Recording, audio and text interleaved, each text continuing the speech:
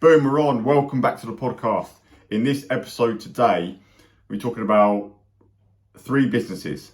So, when you own a business, people get consumed on just the business you're running today. But when you're a business owner in construction as well, you want to be looking at things in the way that you've got 3 businesses. It's 3 outfits to wear, 3 hats to wear, should I say. You've got 3 businesses you're operating from. Now, number 1 is the business that you're in today. It's the day-to-day, it's doing what needs to be done today to deliver the jobs. You know, keep the wheels turning basically on what you've got right in front of you. Business number 2 is the business that you want to be in 2, 3, 5 years, depending on your plan, your goals, where you want to be, which we'll heavily get into. And then business number 3 is a property business where you actually invest the money that the business is earning and generating and do it in a tax efficient way, so you're then multiplying your money and you're actually building some wealth as you go throughout your business journey. So that's the way you want to look at business. Now, number 1, business today.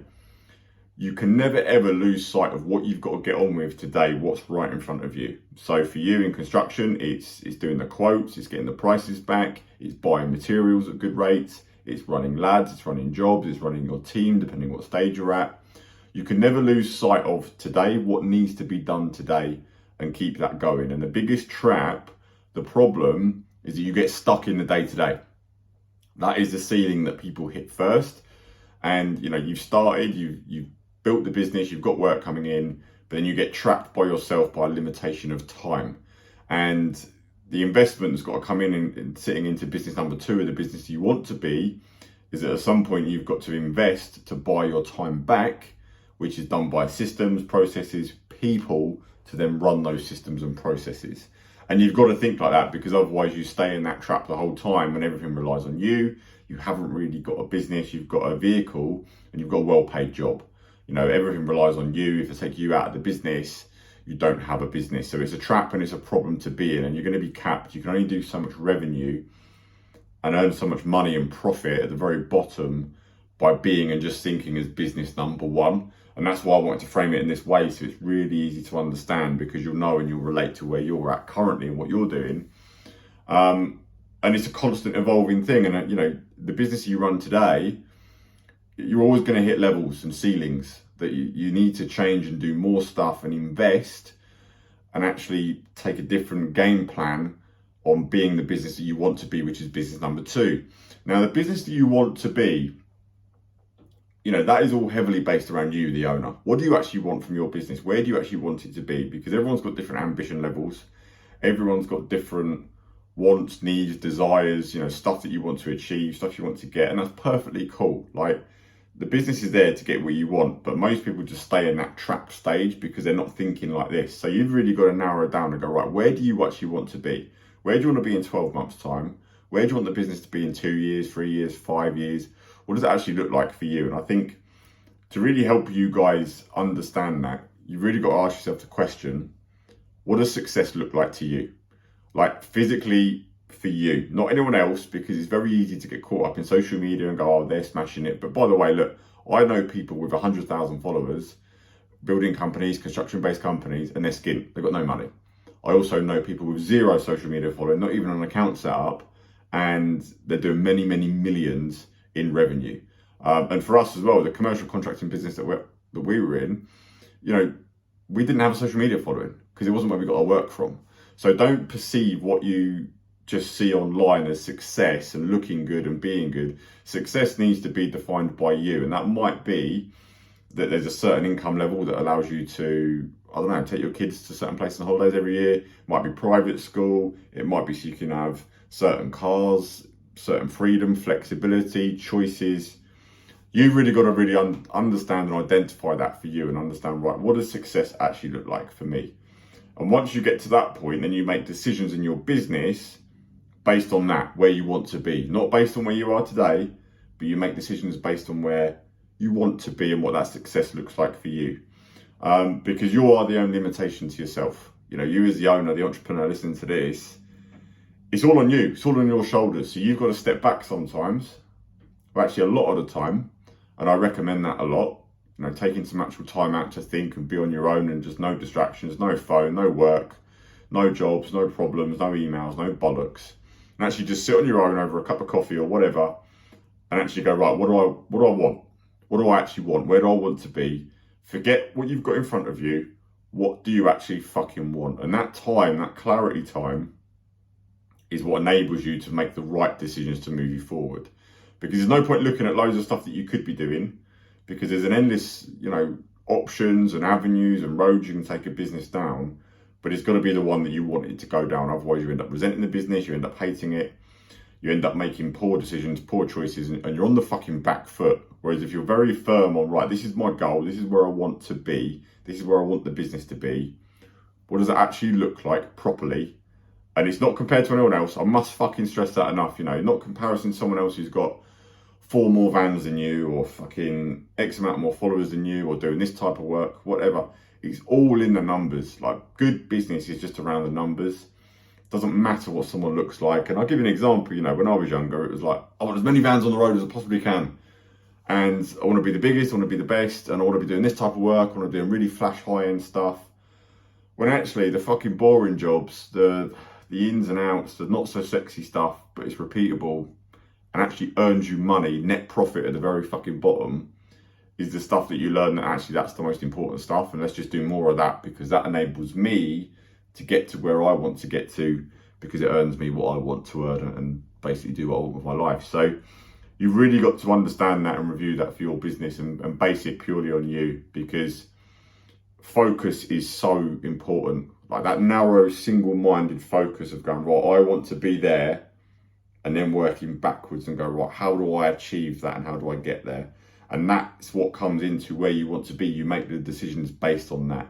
So whether that's getting help, and that can be in the sense of employees, that you need an employee to free your time so that you can then spend more time on the business, developing the business, marketing the business, selling the business. Or maybe it's because you actually want a bit more free time. You don't want to be strapped to the fucking job that you've created for yourself, and you're your own worst enemy, you're your own worst boss. But you don't want to manage yourself, you want other people to take some of the shit and some of the slack. So it's really understanding all that for you. So once you understand that, and it becomes easier to make decisions as well, because when it's just you and you're just running the business today, you start stacking money up in the business, you can start to get in a trap of, but that's my money, I don't want to spend that. And it's a mindset switch of going, no, you need to invest the money into the business again, that's going to either give you more time or it's going to allow you to make more money. And that's all it really actually is. It's just, is this a smart decision to make? Whether that's a bit of systems, whether it's information, whether it's training, whether it's staff, whatever it is, it's all the same shit in a different wrapper, let's be honest.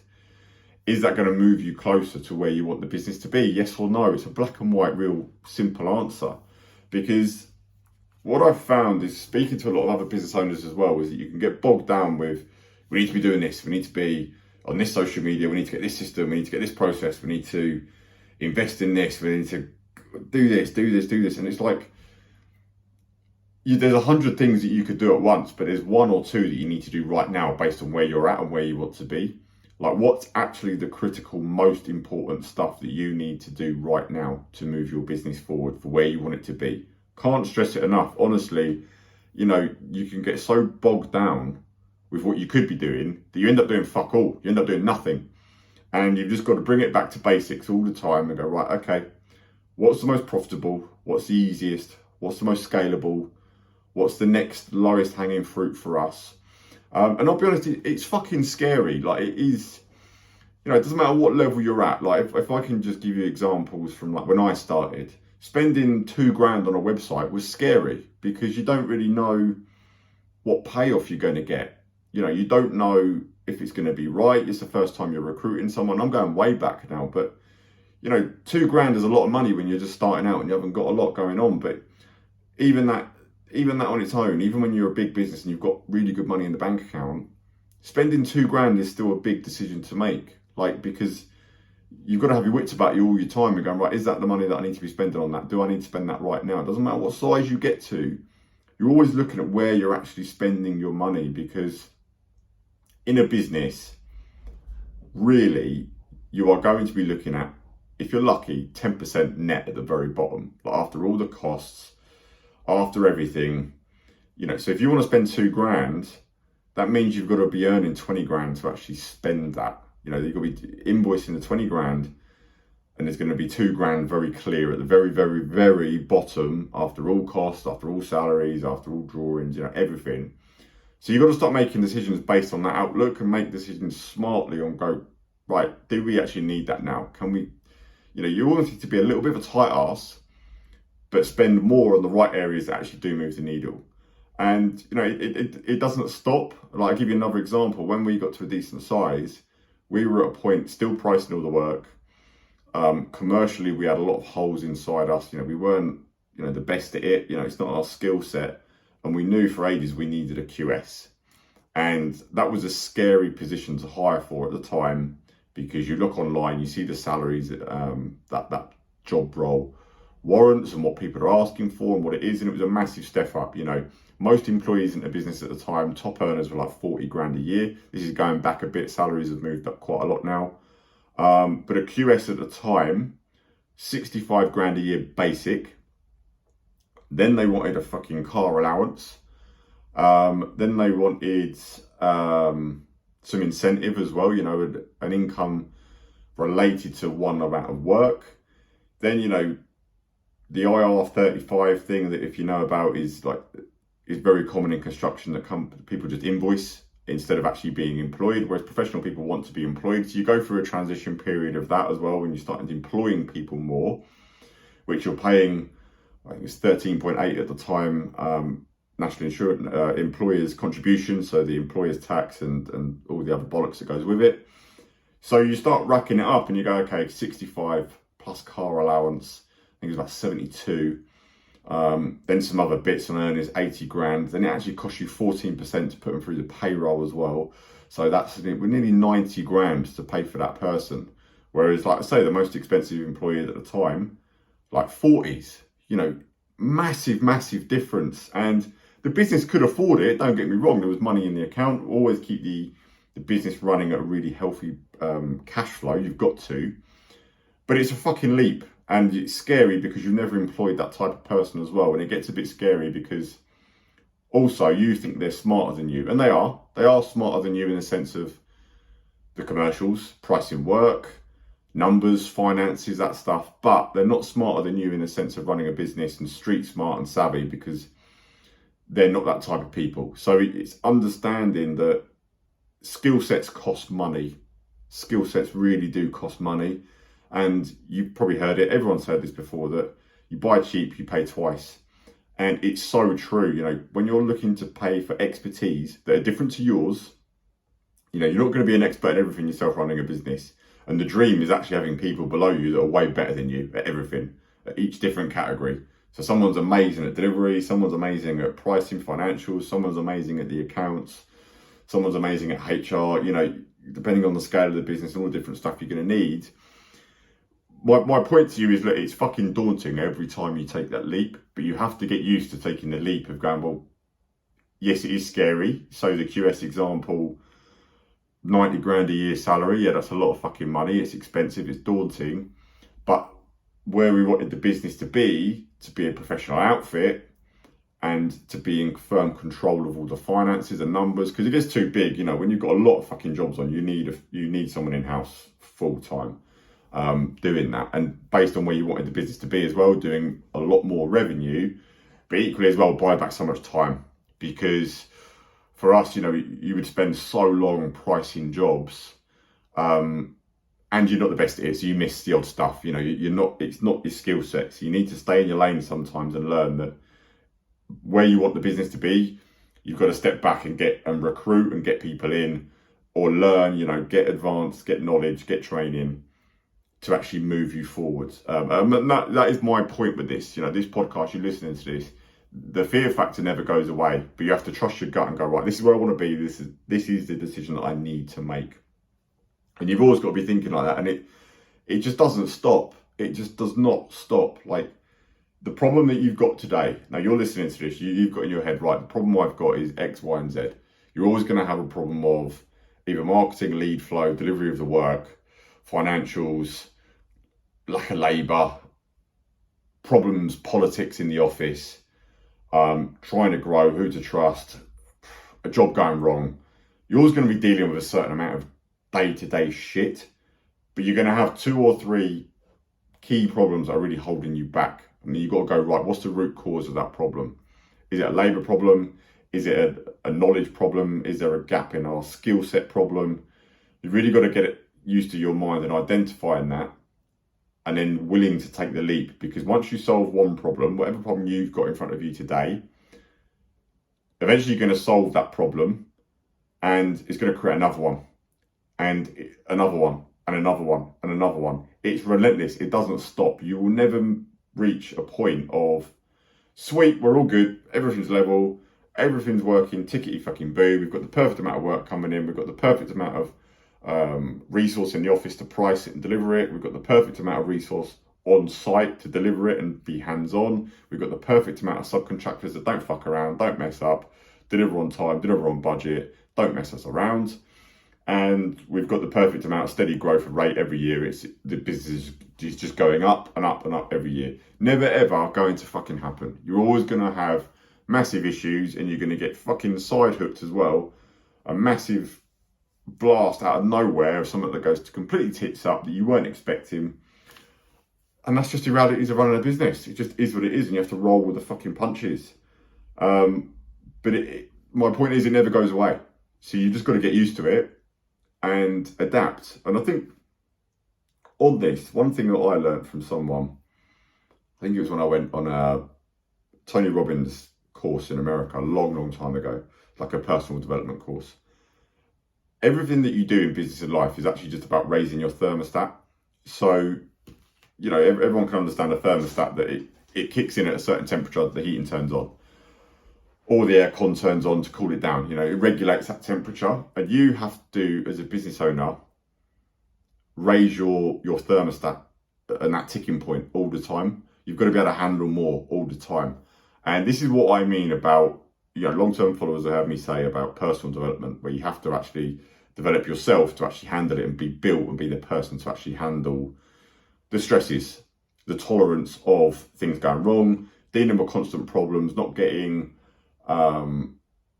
pissed off about it and resentful about the business, and actually going, oh, what the fuck am I doing?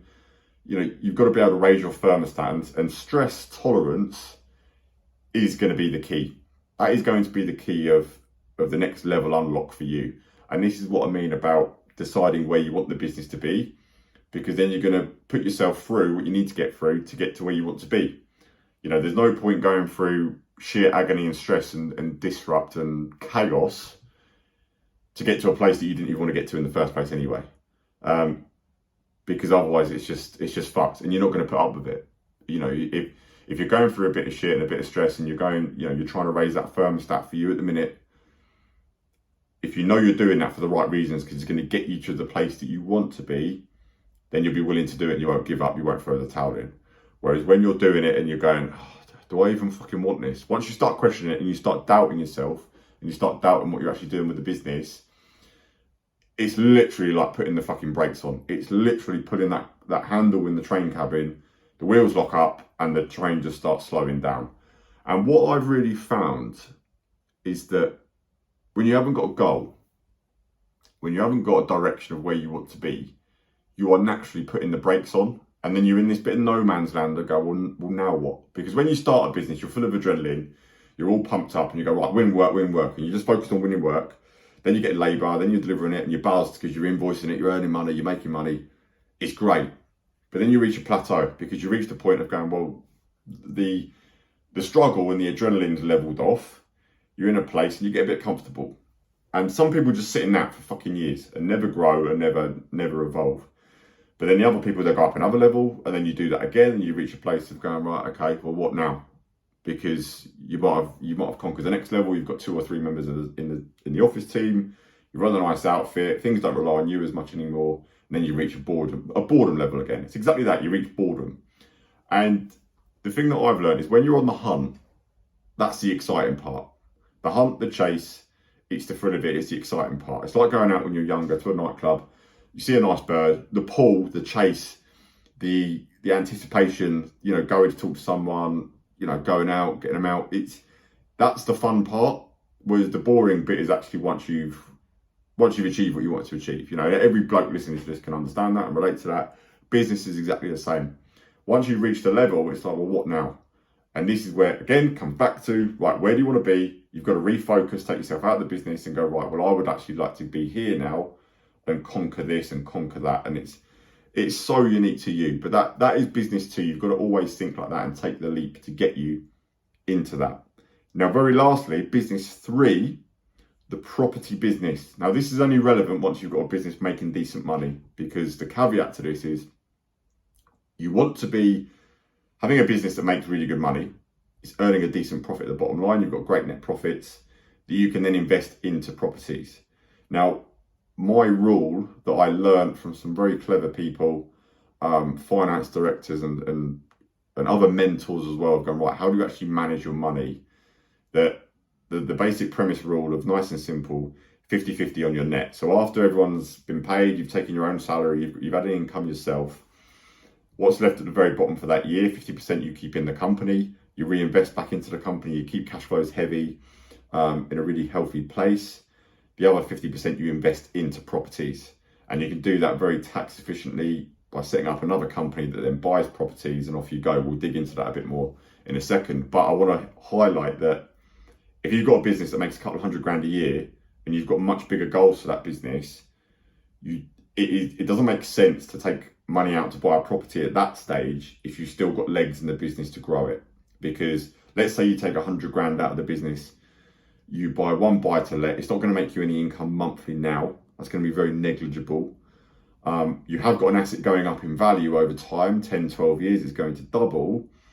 But that $100,000 you've taken out, you could probably spend 20, 30, 50 grand of that on better systems, a member of staff, more marketing, better delivery stuff, you know, whatever the whole is for you in a business, and you're going to get a far greater return than doing that. And I think one thing that I learned is sometimes you can start looking at investing in other stuff too early, where if you can actually add fuel back into the beast that's making you the money now, that's a smarter, better investment to get ahead. And that's what drives me mad, is that sometimes I'll speak to a business owner and they go, right, I've bought a house, but you've got a business that's barely making decent profits, not even making $100,000 a year profit net at the very bottom yet, and you've turned it into another asset class.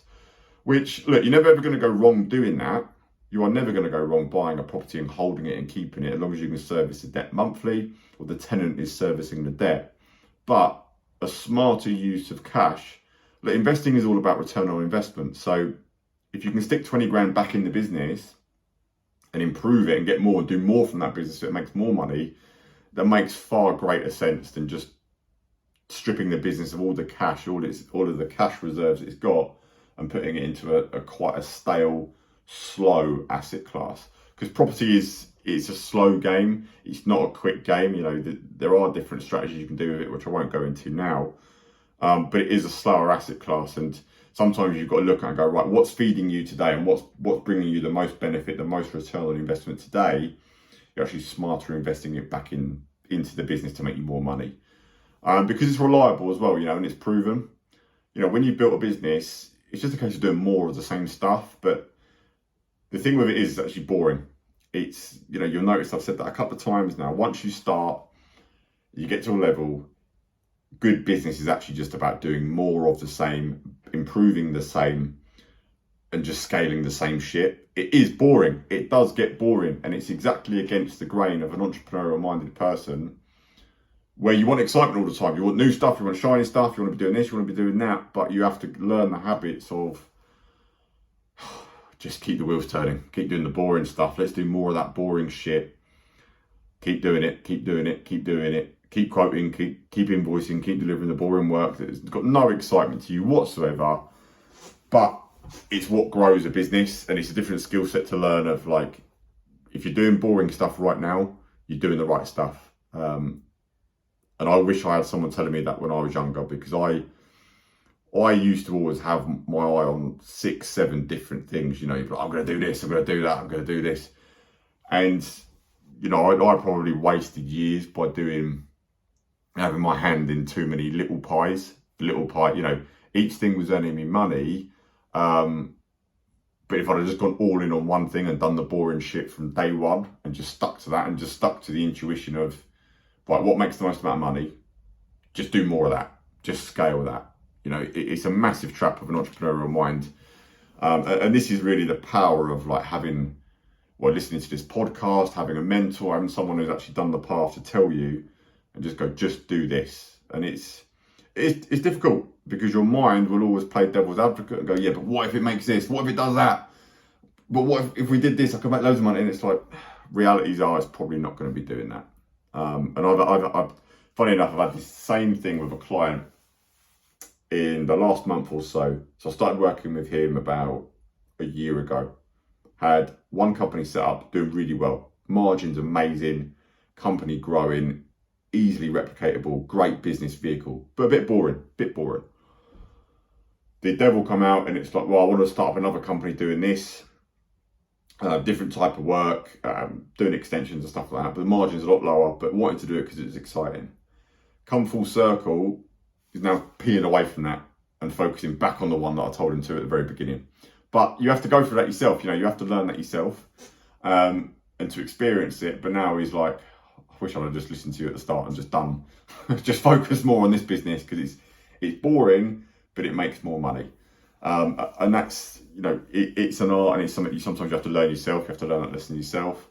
But just sticking to it and basing it and go, right, no, actually, I want to be here. I want to earn this level of money. I want this type of lifestyle. I want these choices in 2, 3, 4, 5 years' time, whatever the plan is going to be for you. So make the decisions today based on that.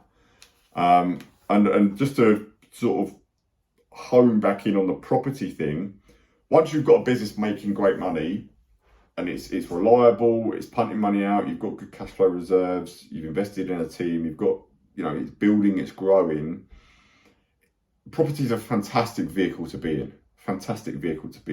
Because like I say, you know, property doubles every 10 to 12 years. If you go back to like the 1800s, that is a fact of life. Like it does.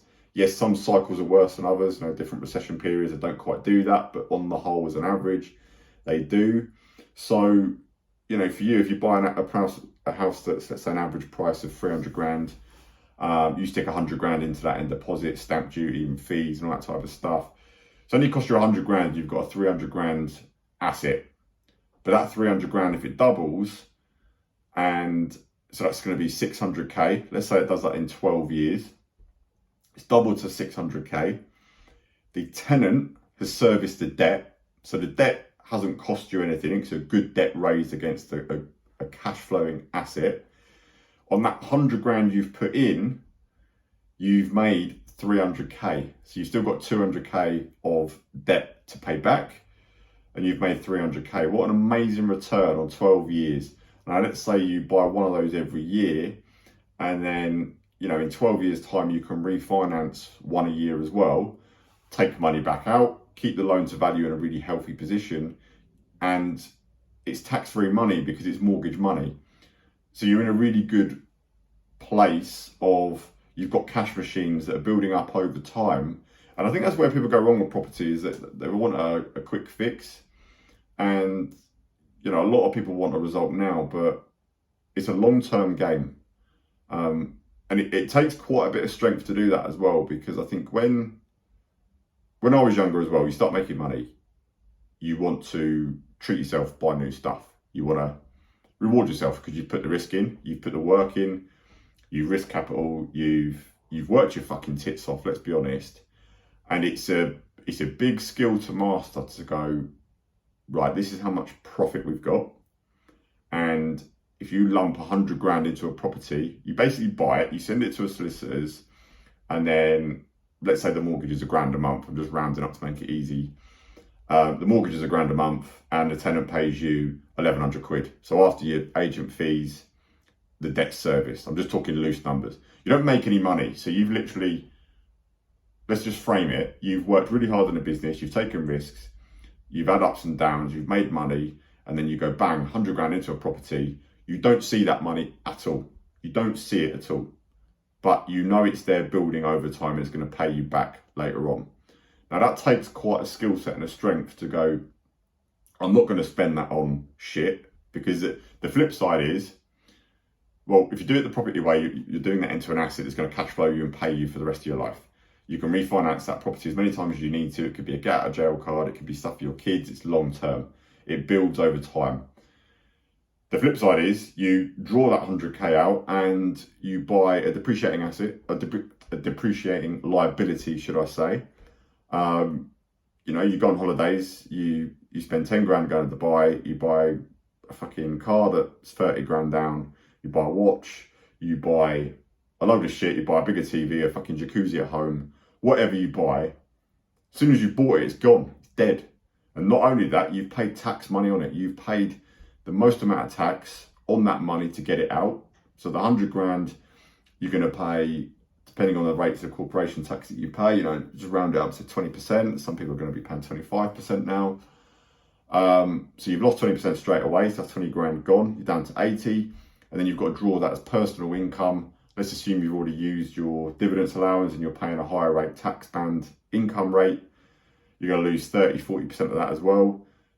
It just doesn't make sense to do that, does it? Because that 80 grand is then going to become like 50, 60, whatever it's going to be, depending on what tax rates you pay. I'm just rounding up round loose figures, depends on your exact tax position in the UK. So you've lost half your money, more than half of your money to get it out, and then you buy a depreciation fucking lump of shit that once you've bought it, it's worth nothing anyway. It's lost half the value. And that's a game you can't win. You can't win at that fucking game. You have to be earning so much more money to be able to write off lumps of cash like that on shiny shit.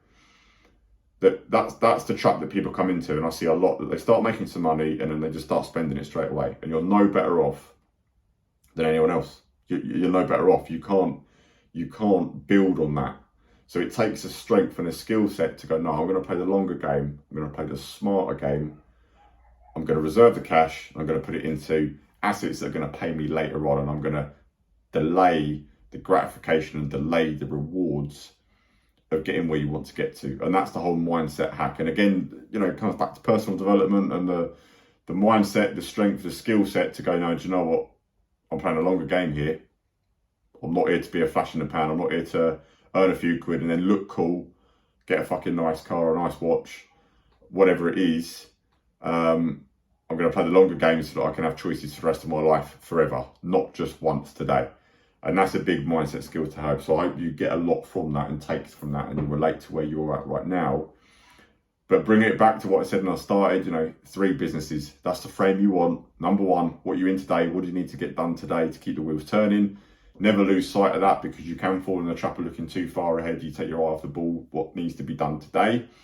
And you'll know yourself if you are taking your eye off the ball. Funny enough, I had this conversation with someone else last week as well, that if you know yourself, you're taking their eye off the ball today, like you're not getting back to clients quite quick enough, you're not quality checking stuff as much as you should be, you're not checking costs as much as you should be, you're not on the ball with certain bits, that won't cause you a problem today, but it will cause you a fucking problem in 3, 6, 9 months because of compounding effect. So if you know in your gut, you're taking their eye off the ball, wake up, get fucking back on the gas and master the criteria that you need to hit today. Make sure the client's happy, make sure the job's being run well, make sure you're fucking on the numbers with the quoting, the estimating, and running the jobs. They're running to the profits that they should be. You're making the right margins that you should be on every job. Never ever lose fucking sight of that. And obviously once you invest in the business and you get other people to help you with that, that becomes easier because other people are getting paid to do that stuff. Business number 2, exactly that. You're investing into the business for where you want to be. So you've got to have a clear goal and clear vision of where you want to be. That's what you've got to get locked in as well. And then number 3, business 3, investing into property. Once you're at a position that you can do that and it makes sense, commercial sense to do that, rather than put the money back in the business and actually spend more on the business to make it more profitable next year. So I hope that helps, guys. I hope that frames stuff for you. I think that's really important just to remember all the time, the 3 businesses that you're running. There's a lot on your shoulders as a business owner. You've got to cover and think about a lot. You're not just thinking about the today, you're thinking about tomorrow, next week, next year, and where you want to be. You've got to have that. You really got to spend the time thinking about all that stuff as a business owner and step away from the business. You've got a lot on your shoulders, a lot of responsibility to think like that. But it all comes with time, and you get better at it as more you do it as well, and you become emotionally detached and have those skills to be able to do that. So I hope that helps. That is this episode wrapped up, and I will see you on the next one.